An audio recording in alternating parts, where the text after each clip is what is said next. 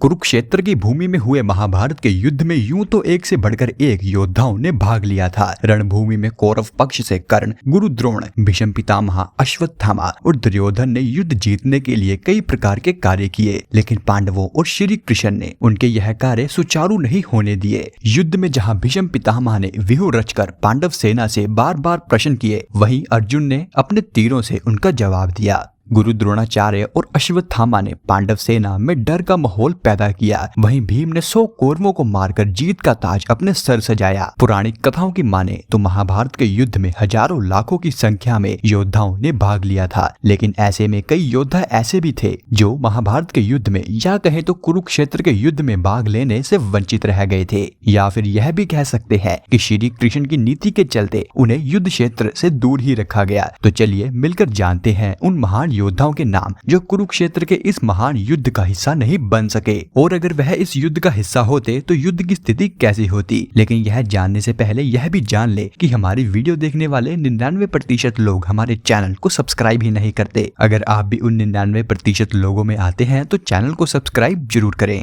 जरासंध अत्यंत ही क्रूर, निर्दयी और ताकतवर योद्धा था। जरासंध यदि महाभारत के युद्ध में होता तो युद्ध का रुख कुछ और ही होता, लेकिन श्री कृष्ण को मालूम था कि महाभारत का युद्ध होना ही है। इसीलिए युद्ध से पहले ही उन्होंने कई महान योद्धाओं में से एक जरासंध को भी मारने की युक्ति सोच ली थी। उन्होंने भीम के हाथों पहले ही अपने सबसे शक्तिशाली शत्रु को निपटा दिया था। जरासंध को मारना भीम के लिए बहुत ही मुश्किल था। जरासंध मल्ल युद्ध में निपुण था, इसलिए श्री कृष्ण भीम और अर्जुन को लेकर जरासंध के देश पहुंचे और उसे किसी एक से भी युद्ध लड़ने की चुनौती दी। जरासंध ने भीम से युद्ध करने का निश्चय किया। युद्ध शुरू हुआ। भीम ने जरासंध को जांघा से उखाड़कर उसके 2 टुकड़े कर दिए, लेकिन वह टुकड़े हर बार जादुई तरीके से फिर से जीवित हो जाते और जरासंध फिर से युद्ध करने लगता। भीम लगभग थक ही गया था। तभी 14वें दिन श्री कृष्ण ने तिनके को बीच से तोड़कर उसके दोनों भागों को विपरीत दिशा में फेंक दिया। भीम श्री कृष्ण का यह इशारा समझ गए और उन्होंने वही किया। उन्होंने जरासंध को 2 फाड़ कर उसके एक फाड़ को दूसरे फाड़ की ओर और दूसरे फाड़ को पहले फाड़ की दिशा की ओर फेंक दिया। इसी तरह जरासंध का अंत हो गया, क्योंकि विपरीत दिशा में फेंके जाने से दोनों टुकड़े जुड़ नहीं पाए। शिशुपाल जरासंध का खास और श्री कृष्ण की बुआ का लड़का शिशुपाल भी बहुत ही शक्तिशाली था। श्री कृष्ण ने प्रण किया था कि मैं शिशुपाल के 100 अपमान क्षमा करूंगा, अर्थात उसे सुधरने के 100 मौके दूंगा। भगवान श्री कृष्ण ने राजकुमारी रुक्मिणी से विवाह किया था, परंतु राजकुमारी रुक्मिणी का विवाह उसके भाई राजकुमार रुक्मी ने अपने परम मित्र शिशुपाल के साथ करने का निश्चय किया था। विवाह के सारे आयोजन हो चुके थे, परंतु राजकुमारी रुक्मिणी भगवान श्री कृष्ण से प्रेम करती थी और उन्हीं से विवाह करना चाहती थी, और राजकुमार रुक्मी ऐसा नहीं होने देना चाहते थे। तब भगवान श्री कृष्ण राजकुमारी रुक्मिणी को महल से भगाकर ले गए और उनसे विवाह कर लिया। तब शिशुपाल ने इसे भगवान श्री कृष्ण द्वारा किया गया अपना अपमान समझा और भगवान श्री कृष्ण को अपना भाई ना समझकर शत्रु मान बैठे। श्री कृष्ण ने उसके 100 अपराध क्षमा करने के बाद उसका वध कर दिया था। एकलव्य विष्णु पुराण और हरिवंश पुराण के अनुसार एकलव्य अपनी विस्तारवादी सोच के चलते जरासंध से जा मिला। जरासंध की सेना की तरफ से उसने श्री कृष्ण की मथुरा नगरी पर आक्रमण किया। एक बार तो एकलव्य ने यादव सेना का लगभग सफाया ही कर दिया था। बाद में उसका युद्ध श्री कृष्ण से हुआ और श्री कृष्ण ने उसका वध कर दिया।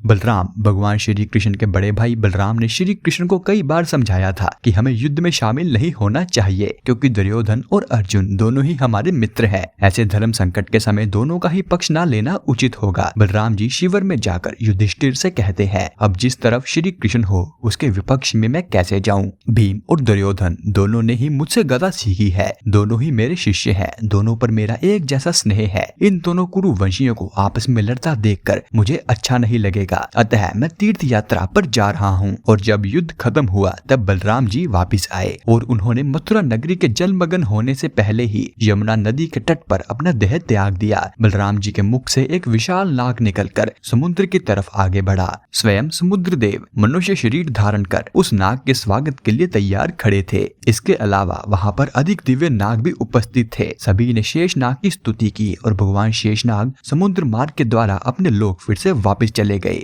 काल्यवन पुराणों के अनुसार जरासंध ने 18 बार मथुरा नगरी पर चढ़ाई की। अंतिम चढ़ाई में उसने एक विदेशी शक्तिशाली शासक काल्यवन को भी मथुरा पर आक्रमण करने के लिए प्रेरित किया। काल्यवन की सेना ने मथुरा को घेर लिया। उसने मथुरा नरेश के नाम संदेश भेजा और युद्ध के लिए 1 दिन का समय दिया। श्री कृष्ण ने उत्तर में भेजा कि युद्ध केवल श्री कृष्ण और काल्यवन में हो, सेना क्यों व्यर्थ में लड़े। काल्यवन ने श्री कृष्ण की यह चुनौती स्वीकार कर ली क्योंकि वह जानता था कि वह शिव के वरदान के कारण अमर है। जब वह श्री कृष्ण को मारने के लिए लपका तो श्री कृष्ण मैदान छोड़कर भागने लगे। काल्यवन भी उनके पीछे भागा और अंततः श्री कृष्ण एक गुफा में चले गए। काल्यवन भी गुफा में घुसा, लेकिन उसने वहां एक व्यक्ति को सोए हुए देखा तो उसने समझा कि वह श्री कृष्ण है जो बहाना बनाकर सो रहे हैं। तब उसने सोए हुए व्यक्ति को लात मारकर उठाने का प्रयास किया। वह व्यक्ति मुचुकुंद था जिसको कि कलयुग के अंत तक सोए रहने का वरदान मिला था और इसी बीच जो भी उसे उठाएगा वह उसी की क्रोध की अग्नि में मारा जाएगा। मुचुकुंद ने जब आंख खोली तो सामने काल्यवन खड़ा था। मुचुकुंद ने जब उसकी ओर देखा तो वह वहीं भस्म हो गया। बार्बरिक दुनिया का सर्वश्रेष्ठ धनुर्धर थे। बार्बरिक के लिए 3 बाण ही काफी थे जिसके बल पर वह कौरव और पांडव की पूरी सेना को समाप्त कर सकते थे। युद्ध के मैदान में भीमपुत्र बार्बरिक दोनों खेमों के मध्य बिंदु एक पीपल के पेड़ के नीचे खड़े हो गए और यह घोषणा कर डाली कि मैं उस पक्ष की तरफ से लड़ूंगा जो हार रहा होगा। बार्बरिक की इस घोषणा से श्री कृष्ण चिंतित हो गए। तब भगवान श्री कृष्ण ब्राह्मण का वेश बनाकर सुबह बार्बरिक के शिविर में पहुंच गए और दान मांगने लगे। बार्बरिक ने कहा, मांगो ब्राह्मण, क्या चाहिए। ब्राह्मण रूपी श्री कृष्ण ने कहा कि तुम दे ना सकोगे, लेकिन बार्बरिक श्री कृष्ण के जाल में फंस गए और श्री कृष्ण ने उससे उसका शीश ही मांग लिया। बार्बरिक द्वारा अपने पितामह पांडवों की विजय हेतु स्वेच्छा के साथ शीश दान कर दिया गया। बार्बरिक के इस बलिदान को देखकर दान के पश्चात श्री कृष्ण ने बार्बरिक को कलयुग में स्वयं के नाम से पूजित होने का वरदान दिया। आज बार्बरिक को खाटू श्याम के नाम से पूजा जाता है। जहाँ कृष्ण ने उसका शीश रखा था उस स्थान का नाम खाटू है। जैसा कि हम समझ सकते हैं कि कहीं ना कहीं श्री कृष्ण ने ही इन योद्धाओं को युद्ध से दूर रखा और अगर श्री कृष्ण ऐसा ना करते तो यह योद्धा कौरवों की तरफ से लड़ते और ऐसे में पांडवों का जीतना बेहद ही कठिन हो जाता। पांडवों की जीत और अधर्म के नाश हेतु ही श्री कृष्ण ने इन योद्धाओं को कुरुक्षेत्र के युद्ध से दूर ही रखा। तो मित्रों, यह था आज का हमारा वीडियो। अगर आपको वीडियो पसंद आया है तो वीडियो को लाइक और चैनल को सब्सक्राइब जरूर करें और यह वीडियो देखने के लिए आपका धन्यवाद।